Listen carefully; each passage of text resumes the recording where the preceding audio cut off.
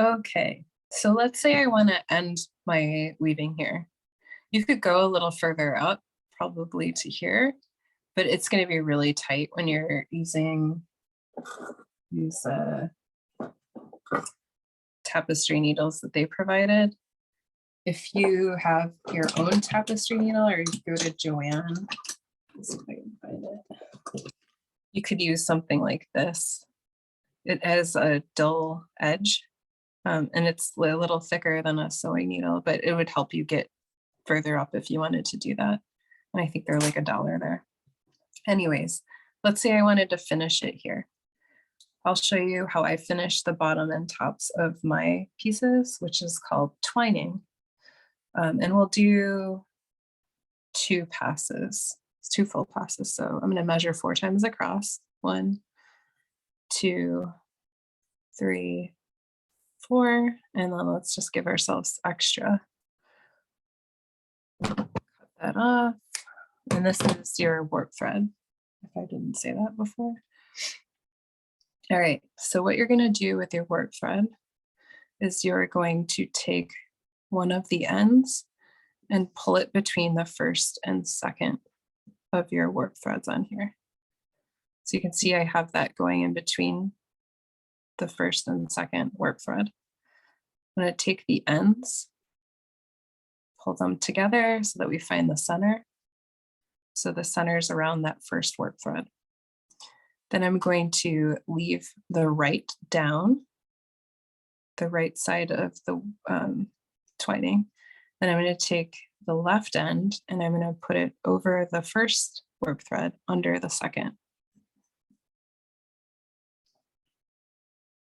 Okay. So now I have a new left and a right. I'm going to leave the right down and take the left over that second warp under the next one. And it's basically just twisting this around. So you can see that came under, so now that's the right. Hold that down. And then the warp, or the weft, I guess, with the warp thread, that's between the second and third. We're going to take that between the third and fourth, pull that back. So you just keep doing this till you hit the end. So I'm taking that left side between the next 2 warp threads. And then I go to the, just hold that in. Okay. Then I take the left one and I'm basically covering that this warp thread. So I'm going to go over that under the next one, like so, pull that down. So I have the right down, taking the left over this next warp thread behind the following one. Leaving that one I just used down, taking the one to the left, taking it over this warp thread under this warp thread. It's just a repetitive process. That's what I like about weaving. So we're just going to keep doing this. Taking the left, going over and then under, leaving the right down, taking the left over and under, leaving the right down, taking the left over and under. You can see it's starting to have that twisted look to it.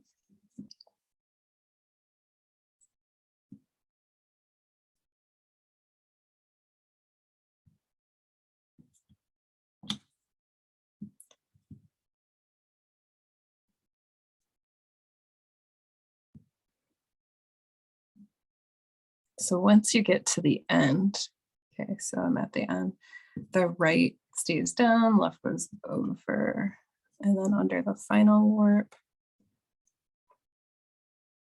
So then we have the 2 at the end. You could just tie a knot to the back if you wanted to, but I'm going to show you how to continue this. So you leave the one we just went under with, leave that down, and then you take So I'm taking the one that's to the left of the final warp, going under that right side, and then back over, and then under to the left. And that's because this is going to help hold that in place, as you can see. So you want to kind of keep this a little taut, and then that just will do that. And then we'll leave that to the left, and then we're going to take the one to the right over and under this second one. Or wait, we're going to take this under the first warp thread to the right, and then over that next one, and then under the third.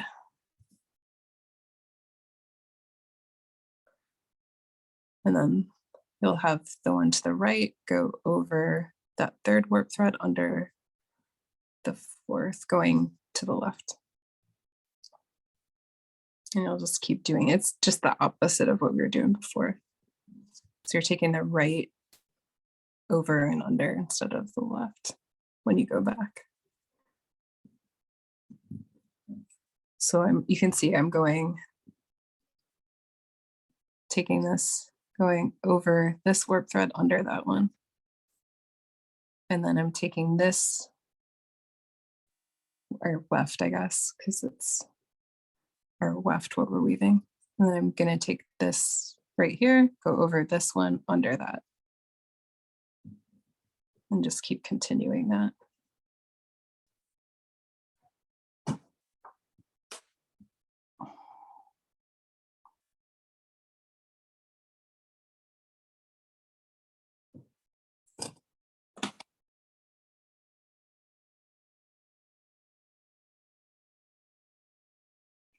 So over this one, under the next.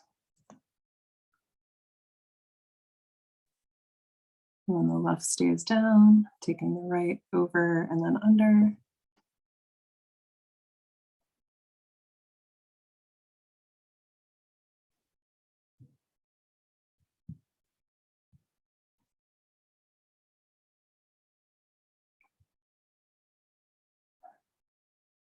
And I would just do this all the way to the left side, and then we'll tie it off. And it'll just help keep your weft in place, which is, this is all your weft.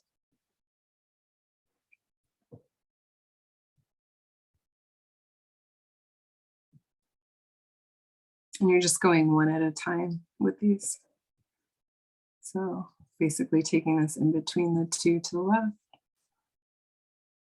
and then it goes over the one. Taking this over the next one under the following.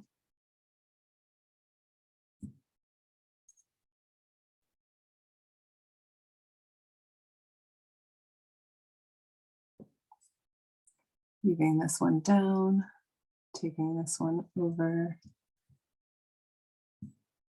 and under. All right, so I'm going to end mine here. You could keep going if you wanted to. We're just going to make sure this is packed down to keep everything in place. And then I'm going to pull these to the back.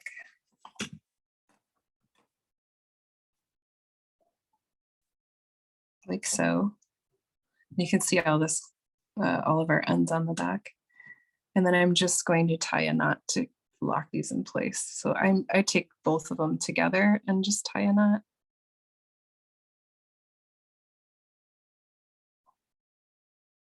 Like so.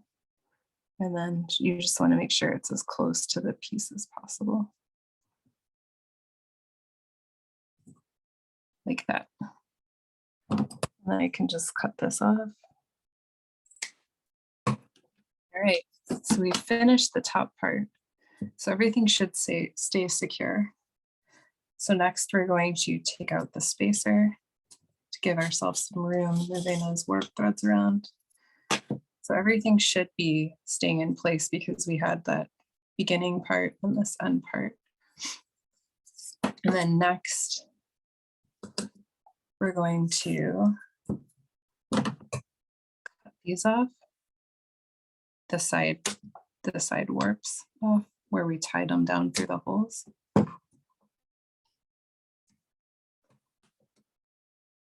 Okay. So then you just pull these off between the teeth. So if you wanted to from the back, you could see like where it's going over. We're just pushing that over each one of these.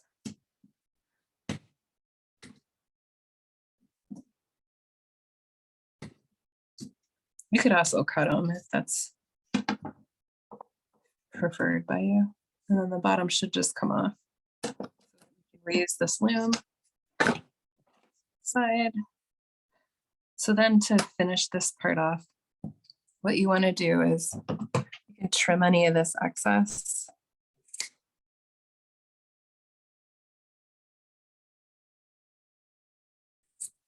Just make sure you're not cutting your weaving. And you want to leave a little bit just so that it doesn't come out from the front. And you can always tack this down with sewing thread and needle.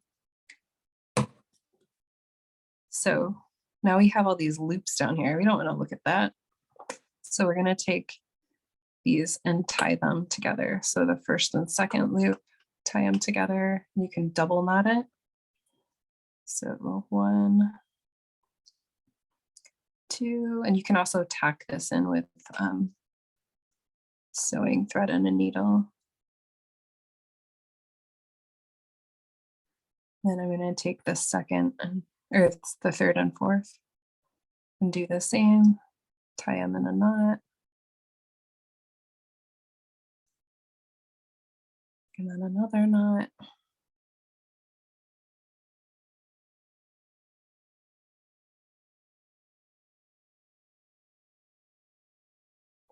Oh, that's coming out. And you don't really need this. I'm just leaving it in. We can always cut it off too if it's hanging out. The knots should keep everything in place. And we have the raya knots, which also help keep it secure at the bottom. But like I said, when I weave, I do this twining at the top and bottom. It's a little more secure than that plain weaving. Okay, so then you should have 4 knots. I'm on my last 2 loops. 4 knotted loops, I guess I should say. 8 knots total. 1 and 2. Okay. So you can cut this off, you can sew it up, whatever you prefer. I'm gonna cut this loose hanger there. And then we also have these long warp threads that were just to help secure it to those loops. Trim those off. You want to tie it to these, or you could tie it in the back, or you could tack them down with a sewing thread and needle. At this point, you could just take these and put this around your dowel and hang it this way.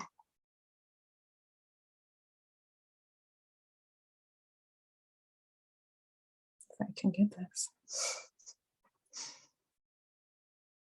I mean, you'd want to make sure that everything looks probably not twisted like mine, but, and then you can hang it. Another option would be to tack those to the back and just do like a nice piece of yarn and sew that around. But that's it. Thanks for watching.